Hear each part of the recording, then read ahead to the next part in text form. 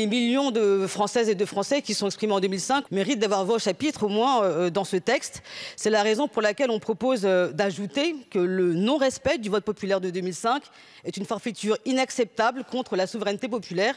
En réalité, avec cet amendement, nous souhaitons redire de quoi le référendum de 2005 est le non, en quoi le non-respect de la volonté populaire amplifie la défiance envers les institutions européennes, parce qu'il y a quand même quelque chose d'assez étrange depuis le début du débat, c'est que vous répétez à l'envi qu'il y a une crise de légitimité de l'Union européenne, mais que vous ne mentionnez jamais ce qu'a constitué le référendum de 2005, à savoir un hold-up démocratique, un déni de démocratie. C'était un peu on décide et l'intendant suivra.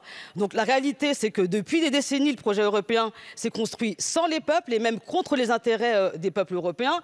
Je vais rappeler au hasard le cas de la Grèce, qui par référendum en 2015 a refusé les diktats de la Troïka à plus de 60%, et qui pourtant a connu une austérité sans commune mesure. Je rappellerai peut-être les images dans les hôpitaux où les gens étaient totalement désœuvrés. Ça, c'est le résultat des politiques européennes d'austérité qui avaient été imposées à la Grèce. Donc, cherchez pas.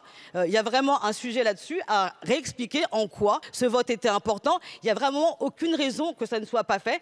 Et ce ne sont pas des changements cosmétiques dont nous avons besoin, mais vraiment un changement de philosophie. Et par ailleurs, je conclurai en disant que parfois, on a l'impression que vous avez l'Europe honteuse. C'est-à-dire que vous donnez des arguments qui sont contradictoires les uns avec les autres. Vous nous expliquez qu'un panel de 50 000 personnes, c'est aussi important qu'un vote qui a rassemblé 10 millions de personnes. Ce n'est pas logique. On nous a même tout à l'heure que les manifestants étaient entendus dans ce pays. Ce n'est pas logique, c'est même faux.